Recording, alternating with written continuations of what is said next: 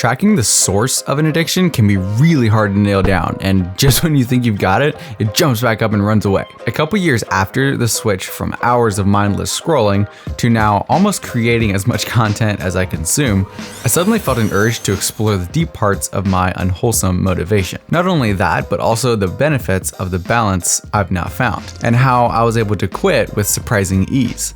To understand the foundation of my addiction, we need to dive straight into the wiring of my brain. So buckle up, because there's like no telling what's down there. Within my brain and your brain, there are lots of pathways and connections. And one of the places that those lead is what I call the pleasure center, or the technical term is the nucleus accumbens. Now, what's really interesting is every time I would get a notification or post something, my brain would get a little hit of dopamine, which is a chemical that makes you feel really awesome.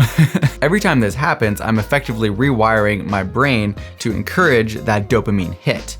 And my brain is like, hey, this feels good, let's keep doing it. In essence, it becomes a comfort item, or a pacifier of sorts, a quick little pick-me-up whenever I feel down. When you experience pain, your brain prescribes something to numb that pain and help you feel better. So you can probably see where I'm going with this, right? There's another thing that happens within our brains that make dealing with an addiction like this really, really difficult. So how many times have you finished binging on your phone and you just come away feeling like garbage, and you're like, all right, that's it, that's the last time that I'm gonna do that. And then 3 days later, you're back doing it again. So like, what happened there? Like, did you forget? Well, actually, in a way, yes, you did. You see, our brain is really, really skilled at being able to remember the enjoyable part of an experience while sliding the hangover part of it into the recesses where you don't remember it as much. When you're about to do something that you know you shouldn't do, but you really, really want to, you'll be able to clearly remember how good it felt last time, but hardly be able to visualize the worthless slob you felt like afterward. Remember that next time you're about to eat the last slice of pie. Now, you may be asking, okay, this is cool, but how did you actually stop? How did you quit going to that for, to numb your pain or whatever? And this part's really, really interesting. And yeah, I kind of alluded to it before, but I want to bring it into full circle here and shed lots of light on it so we completely understand it. And herein is the real underlying, completely raw reason for why I was addicted to social media, being I was medicating my pain. That's it. And unfortunately, I didn't figure this out until afterwards, because that would have made the process easier and much easier to find a balance between the two, which we'll discuss later. The reason why I was doing this is because I was ill-equipped to process and work through my pain on my own. So I would, experience an argument or emotional pain or something like that really gets you inside. And I didn't know how to work through that. I didn't know how to, process that. And so I would just numb it. The fastest way to do that is through, social media, games, movies, eating, distracting yourself, hanging out with other people. Like there's lots of different ways to do that. And specifically mine took the area of social media, movies, and games. And here I need to stab in a shameless plug for my video on being addicted to video games, which will hopefully be linked up here. You should check it out. It's really interesting. Anyway, it's just a side topic. Let's get back to the video. So when I was forced to stop medicating my pain, I suddenly realized that there was a lot of problems that I needed to deal with, and that I just kind of pushed down there and numbed. To top it all off, now I had to work through them, which I did eventually. Now, maybe the most interesting part about this is that it actually wasn't that hard to quit social media. Obviously, the harder part here was working through the problems and learning to face my pain and deal with it. You may be like wondering what that may be. That could be something like, having an argument with someone instead of, thinking about, okay, what were we talking about here? Were they right? Was I right? Doesn't matter. And how do we rectify that and work through it together? That'd be the healthy approach. The unhealthy approach would be, I'm going to ignore this problem and hope that time kind of smooths over this relationship. And that's kind of the approach I would take. So like learning how to deal with that was obviously way harder than the actual quitting of social media, which I do find interesting because, obviously there was the first couple days where it was really hard. I'd automatically just pick up my phone and I'd automatically, try to find something to do as a distraction mechanism. When I learned to process and work through those things without medicating them, it took away the foundation. And so there was less of a need to turn to that. There was the habit side of it, but that's not nearly as strong as something like, medicating your pain. And, I like this saying where you take away the roots and you have no tree.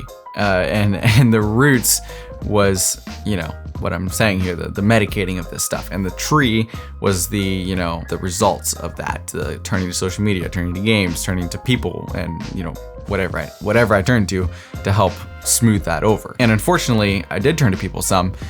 When I say unfortunately, because it was unhealthy. I would turn to them as a way of like pulling from them and pulling their energy to help me feel better instead of actually working through it. So we've kind of laid out the, what's actually going on physically inside of our brain, and what the deeper issue was, the medicating part of this. So let's have a look at the balance that I struck with this, conniving, selective remembering, and medicating part of my brain. Life is a balance of many things. Neither overindulgence or starvation should have a seat at the table.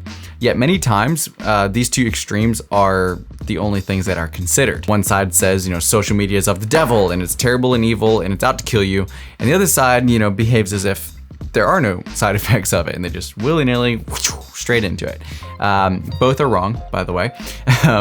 And while the middle of the road is impossible to hit, we can get close.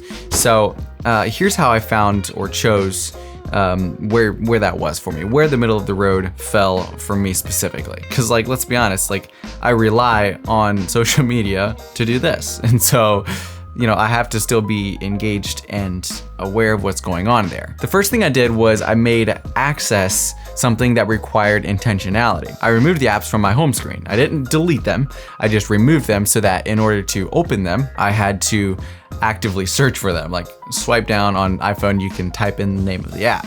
It requires extra steps and you have to be intentional about it. This removed the automatic mindlessness of it, where you pull out your phone and you're already on Instagram before you realize what you're doing. And obviously I kept the apps that I literally use every single day. And I made a whole video on why I deleted all the apps off my phone.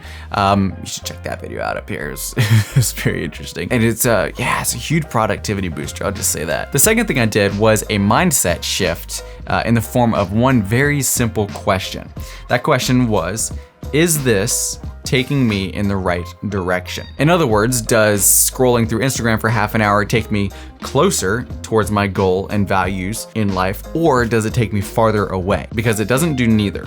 It does one or the other. It may do them very, very small amounts, but it still does them. Now, obviously, this requires a very clear vision of where you want to go and a very strong passion to want to get there. Otherwise, you'll ask the question and be like, nah, and just do it anyway. Whatever you're asking yourself the question for, if the answer is that it's taking you farther away from where you want to go, don't do it. I mean, why would you? I mean, if you're trying to take a trip down south to go to the beach, why would you follow a cloud floating north? It doesn't make any sense. That's the opposite direction, and it's gonna disappear before you get there, and you're not gonna get any enjoyment from it. And you're gonna have to cover that distance the other direction. Like, why would you do that? You wouldn't, because you're not stupid. Like, no one's gonna do that, because that is so illogical and it makes no sense.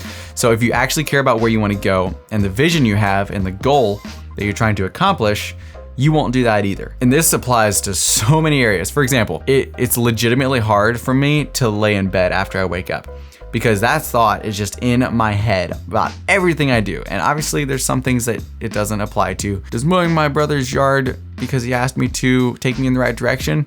Not really, but family relationships are more important than becoming a full-time YouTuber. So, learn to see that balance. But laying in bed for an extra 20 minutes, that thought's just running through my head. Is this taking me in the right direction? Is this taking me in the right direction? And the answer is no, and it just frustrates me like crazy, because once I answer that, I'm like, I can't stay there. I can't do that. I have to move in the direction that I want to go. Now, can scrolling Instagram take you in the right direction? I think it can, actually, because if you do it in moderation, it's a way of unwinding. It's a way of relaxing and finding enjoyment, and maybe it's a little reward for finishing your job or something like that. And in that case, absolutely, it is taking you in the right direction. But make that clear. Make sure you understand what is and what isn't. Now, maybe you find yourself in the boat where I was about a year and a half ago, where I didn't know what my goal was. I didn't know what my vision was, and I couldn't find it. If that is the case, please, please, please check out this video where I review the book that absolutely changed everything for me in that aspect, especially in goals and finding and developing a clear vision of where you want to go. I'm not saying this lightly, it absolutely changed everything about how I process goals and how I stumble my way through life. Yeah, single most influential book regarding goals and the direction of where I'm going. So please check that out. If you don't know where you're going in life, any road will take you there, and usually it's not gonna end up where you wanna be. So let me know what you think of that video and that review. I think you'll really, really enjoy it.